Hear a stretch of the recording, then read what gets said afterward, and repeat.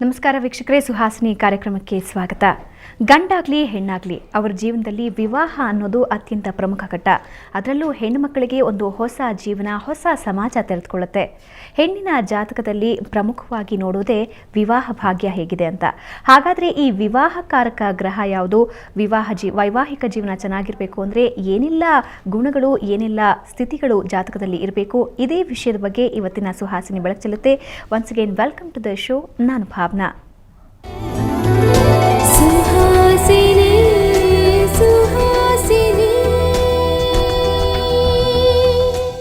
ಇದ್ರ ಬಗ್ಗೆ ನಮ್ಮ ಜೊತೆ ಮಾತಾಡೋದಕ್ಕೆ ಗೋಪಾಲಕೃಷ್ಣ ಶಂಭು ಪಂಡಿತರು ನಮ್ಮ ಜೊತೆ ಇದ್ದಾರೆ. ಪಂಡಿತರೇ, ಕಾರ್ಯಕ್ರಮಕ್ಕೆ ಸ್ವಾಗತ. ನಮಸ್ಕಾರ. ಮೊದಲನೇದಾಗಿ ಪ್ರತಿಯೊಬ್ಬ ಹೆಣ್ಣಿಗೂ ವಿವಾಹವನ್ನು ಮಾಡಬೇಕು ಅಂದಾಗ ಅವರು ಜಾತಕವನ್ನು ನೋಡುವಂಥದ್ದು. ಈ ವಿವಾಹಕಾರಕ ಗ್ರಹ ಯಾವುದು? ಶುಕ್ರ. ಸಾಮಾನ್ಯವಾಗಿ ವಿವಾಹಕಾರಕ ಹೆಣ್ಣಿಗೆ ಎಲ್ಲ ಗ್ರಹರಿಗೂ ಶುಕ್ರ ಅಂತ ಹೇಳ್ತೇವೆ. ಸಾಮಾನ್ಯವಾಗಿ ಶುಕ್ರ ಅಂದರೆ ಹೆಣ್ಣು. ಆದ್ದರಿಂದ ಹೆಣ್ಣಿಗೂ ಸಹ ಶುಕ್ರ, ಗುರು ಮತ್ತು ಶುಕ್ರ ಎರಡೂ ಜನ ವಿವಾಹಕ್ಕೆ ಯಾವಾಗಲೂ ಕಾರಕರು. ಆದ್ದರಿಂದ ಅವರ ಅನುಕೂಲವಾಗಿದ್ದರೆ ಸಪ್ತಮ ಭಾವ ಅಂತ ನಾವು ಹೇಳ್ತೇವೆ. ವಿವಾಹವನ್ನು ನೋಡುವುದು ಸಪ್ತಮ ಭಾವದಿಂದ, 7ನೇ ಮನೆ ಅಂತ. ಲಗ್ನದಿಂದ 7ನೇ ಮನೆಯನ್ನು ನೋಡಬೇಕು. ಹಾಗೆ ಚಂದ್ರನಿಂದಲೂ ನೋಡಬೇಕು. ಲಗ್ನ ಮತ್ತು ಚಂದ್ರನಿಂದ 7ನೇ ಮನೆಯಲ್ಲಿ ಯಾವಾಗಲೂ ಶುಭಗ್ರಹವಾದಂಥ ಶುಕ್ರ ಗುರು ಇದ್ದರೆ ಅವಳ ಜೀವನ, ದಾಂಪತ್ಯ ಜೀವನ ಅತ್ಯಂತ ಸುಗಮವಾಗಿ, ಸುಲಲಿತವಾಗಿ, ಸುಖಕರವಾಗಿ, ಸುರಸವಾಗಿರುವಂಥ ದಾಂಪತ್ಯ ಆಗುತ್ತೆ. ಓಕೆ, ಈ ಹೆಣ್ಣು ಮತ್ತು ಗಂಡಿನ ಜಾತಕಕ್ಕೆ ಏನಾದರೂ ವ್ಯತ್ಯಾಸ ಇರುತ್ತಾ ಅಥವಾ ಎರಡೂ ಒಂದೇನಾ? ಇಲ್ಲ, ಖಂಡಿತ ವ್ಯತ್ಯಾಸ ಇರ್ತದೆ. ಯಾಕಂದರೆ ಹೆಣ್ಣು ಗಂಡು ಪ್ರಕೃತಿ ಪುರುಷ ಅಂತ ಕರೆದಿದ್ದಾರೆ. ಪ್ರಕೃತಿಯ ಗುಣಗಳೇ ಬೇರೆ, ಪುರುಷನ ಸ್ಥಿತಿಯೇ ಬೇರೆ. ಪುರುಷನ ಸ್ಥಿತಿ ಪೌರುಷ್ಯ, ಪ್ರಕೃತಿಯ ಸ್ಥಿತಿ. ಪ್ರಕೃತಿ ಅಂದರೆ ಯಾವಾಗಲೂ ಅತ್ಯಂತ ಮೃದು ಮಧುರವಾಗಿರುವಂಥದ್ದನ್ನು ಪ್ರಕೃತಿ. ನಾವು ನೋಡಿ ಪ್ರಕೃತಿ ಸೊಬಗು ನೋಡಲಿಕ್ಕೆ ಕೇಳಿ ಎಲ್ಲ ಕಡೆ ಹೋಗ್ತೇವೆ. ಯಾಕೆಂದರೆ ಪ್ರಕೃತಿಯನ್ನು ಹೆಣ್ಣಿಗೆ ಹೋಲಿಸಿದ್ದಾರೆ. ಪ್ರಕೃತಿಯನ್ನು ಎಷ್ಟು ನೋಡಿದ್ರೂ ಸಹ ನೋಡಬೇಕು ಅಂತ ಹೇಳಿಸ್ತಂತೆ. ಪುನಃ ಅದರಲ್ಲಿ ಆ ವೈವಿಧ್ಯತೆ, ವೈಶಿಷ್ಟ್ಯತೆ, ವೈಚಾರಿಕತೆ ಎಲ್ಲ ಬಹಳ ವಿಶೇಷ ಇದೆ. ಹಾಗಾಗಿ ಹೆಣ್ಣಿಗೆ ಬೇರೆ, ಗಂಡಿಗೆ ಬೇರೆ. ಜಾತ ಅನ್ನುವಂಥದ್ದು, ಜಾತಕ ಅನ್ನುವಂಥದ್ದು ಎಲ್ಲಿ ಹುಟ್ಟ ಇದೆಯೋ ಅಲ್ವೇ. ಆದರೆ ಆ ಹುಟ್ಟುವುದಕ್ಕೆ ಮೂಲ ಕಾರಣೀಭೂತರು 2 ಜನ, ಪ್ರಕೃತಿ ಮತ್ತು ಪುರುಷ.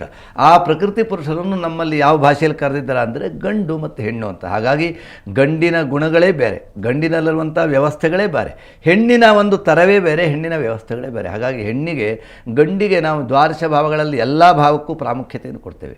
ಹೆಣ್ಣಿಗೆ ಕೇವಲ 4 ಭಾವಕ್ಕೆ ಮಾತ್ರ ಕೊಡ್ತೇವೆ. ಯಾಕಂದರೆ ಲಗ್ನ ಅಂದರೆ ದೇಹ. ಮೊದಲನೇದಾಗಿ ದೇಹ ಸ್ಥಿತಿ ಬಹಳ ಚೆನ್ನಾಗಿರಬೇಕು. ಬರೀ ರೂಪ ಇದ್ದರೆ ಆಗೋದಿಲ್ಲ. ಹೆಣ್ಣಿಗೆ ರೂಪ ಭಗವಂತನ ಕೊಡುವಂಥವನು. ಆದರೆ ಆ ರೂಪಕ್ಕೆ ತಕ್ಕಂಥ ದಾಢ್ಯತೆ ಬೇಕು, ಆರೋಗ್ಯತೆ ಬೇಕು. ಪುರುಷನಿಗೆ ಸಾಮಾನ್ಯವಾದ ಆರೋಗ್ಯ ಇದ್ದರೆ ಸಾಕಾಗುತ್ತೆ. ಸ್ತ್ರೀಯರಿಗೆ ಅತಿ ಆರೋಗ್ಯ ಬೇಕಾಗತ್ತೆ. ಯಾಕಂದರೆ ಅವರ ಆರೋಗ್ಯ ಸ್ಥಿತಿಯೇ ಅವರು ಮುಂದಿನ ಭವಿಷ್ಯದ ಒಂದು ಒಳ್ಳೆಯ ಉಜ್ವಲವಾದ ಭವಿಷ್ಯವನ್ನು ಕೊಡುವಂಥದ್ದಕ್ಕೆ ಆರೋಗ್ಯ ಚೆನ್ನಾಗಿರಬೇಕು. ಹಾಗಾಗಿ ಹೆಣ್ಣಿಗೆ ತುಂಬ ಆರೋಗ್ಯ ಇರಬೇಕು. ಹೆಣ್ಣಿಗೆ ಬರೀ ಆರೋಗ್ಯ ಇದ್ದರೆ ಸಾಕಾಗೋದಿಲ್ಲ, ಅವರಿಗೆ ಮಾನಸಿಕ ಸ್ಥಿತಿಯೂ ಚೆನ್ನಾಗಿರಬೇಕು.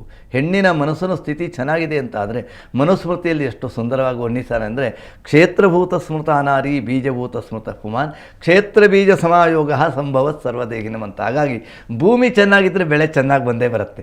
ಭೂಮಿಯೇ ಕೆಟ್ಟಿದ್ದರೆ ಆ ದೋಷ ಆಗುತ್ತೆ. ಅದಕ್ಕಾಗಿ ಹೆಣ್ಣಿಗೆ ಮೊದಲನೇದಾಗಿ ಲಗ್ನದಿಂದ ಮೂರ್ತವು ಮೂರ್ತಿ ಸುಖಂ ಪ್ರಜಾಸುತ ಗ್ರಹಿ ಅಂತ. ಮೊದಲನೇ ಮನೆಯಿಂದ ದೇಹದ ಆರೋಗ್ಯ, 2ನೇ 5ನೇ ಮನೆಯನ್ನು ನೋಡಬೇಕು. ಯಾಕಂದರೆ ಪಂಚಮ ಸಂತಾನ ಭಾವ. ಪುರುಷನಿಗೆ ಸುಖ ಸ್ಥಾನ ನೋಡ್ರೆ ಸಾಕು, ಹೆಣ್ಣಿಗೆ ಆಗಲ್ಲ, ಸಂತಾನ ಬೇಕು. ಹಾಗಾಗಿ ಸಂತಾನ ಪಡೆಯುವಂಥ ಅರ್ಹತೆ ಅವಳಲ್ಲಿದೆಯೋ, ಆ ಸಂತಾನುಕೂಲವಾದಂಥ ವ್ಯವಸ್ಥೆ ಅವಳ ಶರೀರದಲ್ಲಿದೆಯೋ ನೋಡಬೇಕು.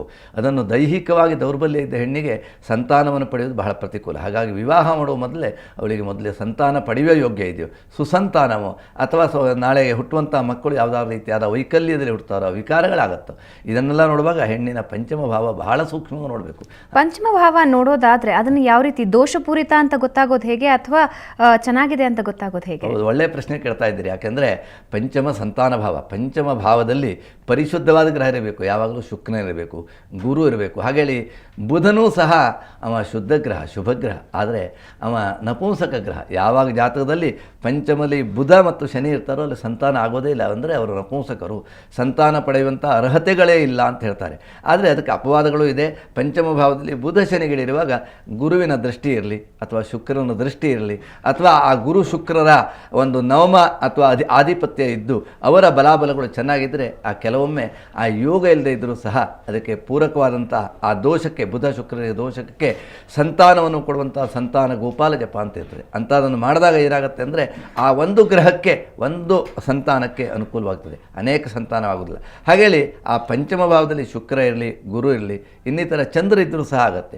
ಅನೇಕ ಸಂತತಿ ಯೋಗ, ಬಹುಸಂತಾನ ಯೋಗ ಅಂತಿದೆ, ಏಕಸಂತತಿ ಯೋಗ ಅಂತಿದೆ. ಹಾಗಾಗಿ ಸಂತಾನ ಭಾವದಲ್ಲಿ ಬುಧ ಶನಿ ಇದ್ದರೆ ನಿಸ್ಸಂತತಿ ಯೋಗ ಅಂತ ಹೇಳ್ತೇವೆ. ಸಂತಾನದ ದೌರ್ಬಲ್ಯತೆ ಇರುತ್ತೆ.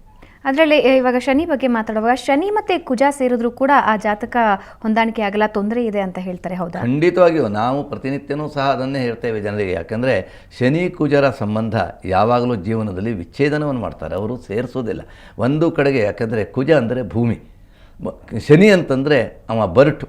ಹಾಗಾಗಿ ಯಾವಾಗಲೂ ಬರಟು ಭೂಮಿ ಆಗಿಬಿಡ್ತದೆ. ಕುಜ ಶನಿ ಇದ್ದರೆ ಸಂತಾನ ಆಗುವುದಕ್ಕೆ ತೊಂದರೆ ಆಗುತ್ತೆ, ಅಥವಾ ಹುಟ್ಟಿದ ಸಂತಾನ ನಾಶವಾಗುತ್ತೆ. ಭೌಮ ಪಂಚಮಿಗೆ ದೃಷ್ಟೇ ಜಾತಂ ಜಾತಂ ವಿನಶ್ಯತಿ ಅಥವಾ ಬಹುಕನ್ಯಾವ. ಯಾರಿಗೆ ಪಂಚಮದಲ್ಲಿ ಶನಿ ಮನೆಯಲ್ಲಿ ಕುಜ ಇದ್ದರೆ, ಕುಜನ ಮನೆಯಲ್ಲಿ ಶನಿ ಇದ್ದರೆ, ಅಥವಾ ಕುಜ ಶನಿ ಯುತವಾಗಿದ್ದರೆ ಹುಟ್ಟಿದ ಸಂತಾನವನ್ನು ನಾಶ ಮಾಡ್ತಾನೆ, ಅಥವಾ ಬಹಳಷ್ಟು ಕನ್ಯಾಪ್ರಜೆಯನ್ನೇ ಮಾಡ್ತಾನೆ ಅನ್ನೋದು ಯೋಗ. ಮತ್ತು ಕುಜ ಶನಿ ಅಂದರೆ ಅವರು ಕೂಡುವುದೇ ಕಷ್ಟ, ಕಾಡುವಂಥ ಗ್ರಹಗಳು. ಯಾವಾಗಲೂ ವೈವಾಹಿಕ ಜೀವನ ಅಂದರೆ ಕೂಡಿ ಬಾಳೋಣ ನಾವು ಹಾಡ್ತೇವೆ. ಹಾಗಾಗಿ ಹಾಡೋದು ಮಾತ್ರ ಆಗಬಾರ್ದು, ಕೂಡಿ ಬಾಳೋಣ ಅಂತ ಆಗಬೇಕುಳ್ಳಾದರೆ ಅಲ್ಲಿ ಆ ಒಂದು ಪಂಚಮ ಭಾವದಲ್ಲಿ ಈ ಕುಜ ಶನಿಗಳ ಆ ದೃಷ್ಟಿಯಾಗಲಿ, ಯುತಿಯಾಗಲಿ, ಅಥವಾ ಅವರಿಂದ ಆ ಪಂಚಮ ಭಾವವನ್ನು ನಾಶ ಮಾಡುವಂಥ ಯಾವುದೇ ಸ್ಥಿತಿಯಾಗಲಿ ಇರಬಾರ್ದು. ಸ್ಥಿತಿನೂ ಇರಬಾರ್ದು, ದೃಷ್ಟಿನೂ ಇರಬಾರ್ದು, ಅವರ ಕೂಡಿಯೂ ಇರಬಾರ್ದು, ಅವರ ಸ್ವಕ್ಷೇತ್ರವೂ ಆಗಬಾರ್ದು. ಆ ಪಂಚಮ ಭಾವ ಪರಿಶುದ್ಧವಾಗಿದ್ದರೆ ಆ ಒಂದು ಹೆಣ್ಣು ಉತ್ತಮವಾದಂಥ ಪ್ರಜೆಯನ್ನು ಲೋಕಕ್ಕೆ ಕೊಡುವಳಾಗ್ತಾಳೆ. ಹಾಗಾಗಿ ಲಗ್ನದಿಂದ ದೇಹದ ಸುಖವನ್ನು, ಹಾಗೆ ಪಂಚಮದಿಂದ ಸುತವನ್ನು, ಸಪ್ತಮದಿಂದ ಇದು ಎರಡಿದ್ದರೆ ಆಗೋದಿಲ್ಲ. ಹೆಣ್ಣಿಗೆ ದೇಹ ಸುಖವಿದ್ದು ಸಂತಾನ ಆಗೋದಿದ್ದರೆ, ಯೋಗ ಇದ್ದರೆ ಆಗೋದಿಲ್ಲ. ಸಂತಾನವನ್ನು ಕೊಡುವಂಥ ಒಬ್ಬನು ಬೇಕು. ಬೀಜಭೂತ ಸ್ಮೃತಮಾನ, ಹಾಗೆ ಒಳ್ಳೆಯ ಬೀಜವೂ ಬೇಕು. ಗದ್ದೆಯು ಚೆನ್ನಾಗಿದ್ಬಿಟ್ರೂ ಸಹ ಆಗೋದಿಲ್ಲ. ಆ ಗದ್ದೆಯಲ್ಲಿ ಬಿತ್ತನೆ ಮಾಡುವಂಥ ಬೀಜ ಎಷ್ಟರ ಮಟ್ಟಿಗೆ ಪರಿಶುದ್ಧವಾದ್ದು, ಎಷ್ಟು ಒಳ್ಳೆಯದು, ಎಷ್ಟು ಸ್ವಚ್ಛವಾದ್ದು, ಎಷ್ಟು ಉತ್ತಮ ಸಂಸ್ಕರಣವನ್ನು ಮಾಡಿದಂಥ ಬೀಜ ಇವು ಬೇಕು. ಯಾವಾಗಲೂ ಬೀಜ ಸಂಸ್ಕಾರ ಅಂತೇಳಿ ಹೇಳ್ತೇವೆ, ಕ್ಷೇತ್ರ ಸಂಸ್ಕಾರ ಅಂತ ಹೇಳ್ತೇವೆ. ನಮ್ಮ ವೈದಿಕದಲ್ಲಿ ಕ್ಷೇತ್ರಕ್ಕೂ ಸಂಸ್ಕಾರ ಇದೆ, ಬೀಜಕ್ಕೂ ಸಂಸ್ಕಾರ ಇದೆ. ಗೆದ್ದೆ ಉರುಳುವುದಕ್ಕೂ ಅದಕ್ಕೆ ಮುಹೂರ್ತವನ್ನು ನೋಡಿ ಉರುಳ್ತೇವೆ, ಮುಹೂರ್ತ ನೋಡಿ ಬೀಜ ಬಿತ್ತನೆ ಮಾಡ್ತೇವೆ. ಹಾಗಾಗಿ ಕ್ಷೇತ್ರ ಬೀಜ ಸಮಾಯೋಗ ಸಂಭವ ಸರ್ವದೇಗಿನ ಮಾತಾನೆ. ಯಾವಾಗಲೂ ಕ್ಷೇತ್ರ ಸರಿಯಾಗಿದ್ದರಾಗಿಲ್ಲ, ಬರೀ ಬೀಜ ಸರಿಯಾಗಿದ್ದಿಲ್ಲ, ಅವು ಎರಡೂ ಸರಿಯಾಗಿರಬೇಕು. ಅಲ್ಲಿ ಬಿತ್ತುವಂಥ ಬೀಜಕ್ಕೂ ಸುಮುಹೂರ್ತ ಇರಬೇಕು. ಆಗ ಹುಟ್ಟುವಂಥ ಪ್ರಜೆಗಳು ಒಳ್ಳೆಯಲ್ಲಿ ಲೋಕಕ್ಕೆ ಅತ್ಯಂತ ಪ್ರಭುವಾಗುವಂಥ ಪ್ರಜೆ ಆಗ್ತಾನೆ, ಒಳ್ಳೆಯ ಸತ್ಪುತ್ರನಾಗ್ತಾನೆ. ಹಾಗಾಗಿ ಸಪ್ತಮ ಭಾವವನ್ನು ಮೂರ್ತವು ಮೂರ್ತಿ ಸುಖಂ ಪ್ರಜಾ ಸುತಗ್ರಹೆ ಪತ್ಯ ಸುಖಮ್ಮು ಸಪ್ತಮೆ, 7ನೇ ಮನೆಯಿಂದ ಪತಿ ಸುಖವನ್ನು ನೋಡಬೇಕು ಅಂತ ಹೇಳ್ತಾನೆ. ಪತಿ ಸುಖ ಹೆಣ್ಣಿಗೆ ಒಳ್ಳೆಯ ಸಿಗಬೇಕು ಆದರೆ 7ನೇ ಮನೆಯಲ್ಲಿ ಶುಕ್ರ ಇದ್ದರೆ ತುಂಬ ಉತ್ತಮವಾದ ಹೆಂಡತಿಯನ್ನು ಪ್ರೀತಿ ಮಾಡುವ, ಸದಾಕಾಲ ಕಣ್ಣಲ್ಲಿ ಕಣ್ಣಿಟ್ಟು ಮನಸ್ಸಿನಲ್ಲಿ ಮನಸ್ಸಿಟ್ಟು ನಾವು ಮದುವೆ ಮಾಡಿಸುವಾಗ ಒಂದು ಮಂತ್ರವನ್ನು ಹೇಳ್ತೇವೆ. ಆ ಮಂತ್ರ ಹೊತ್ತು ನಡ್ಕೊಳ್ತಾನೆ. ಏನು ಅಂದರೆ ಮಮ ಹೃದಯೇ ಹೃದಯಂತೆ ಅಸ್ತು, ಮಮ ಚಿತ್ತೇ ಚಿತ್ತಮಸ್ತುತೆ.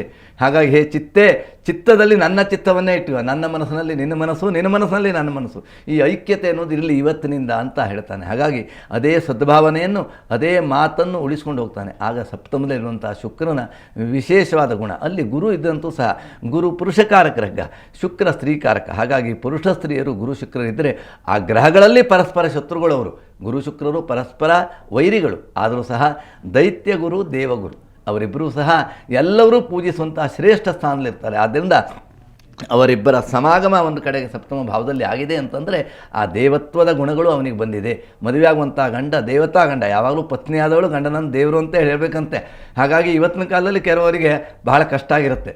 ಆದ್ದರಿಂದ ಈ ಪತ್ನಿ ಆದವಳು ಪತಿಯನ್ನು ದೇವರು ಅಂತೇ ಪೂಜಿಸಬೇಕು. ಅವಳಿಗೆ ಪ್ರಥಮ ದೇವರೇ ಆ ಒಂದು ಪತಿ. ಆದ್ದರಿಂದ ವಿವಾಹ ನಂತರದಲ್ಲಿ ಪ್ರತಿಯೊಂದು ಕಾರ್ಯದಲ್ಲೂ ಪತಿಯ ಅನುಜ್ಞೆ ಪಡಬೇಕು ಅಂತ ಹೇಳ್ತೇವೆ. ಅನುಜ್ಞೆ ಅಂದರೆ ಪತಿಗೆ ನಮಸ್ಕಾರವನ್ನು ಮಾಡ್ಕೊಂಡು ಹೋಗಬೇಕು. ಹಾಗಾಗಿ ಆ ಗುರು ಶುಕ್ರ ಇದ್ದರೆ ಅಂಥ ದೇವತಾ ಪತಿ ಸಿಗ್ತಾನೆ. ಓಕೆ, ಇನ್ನಷ್ಟು ಮಾಹಿತಿ ನಿಮ್ದ ಪಡ್ಕೋತೀನಿ.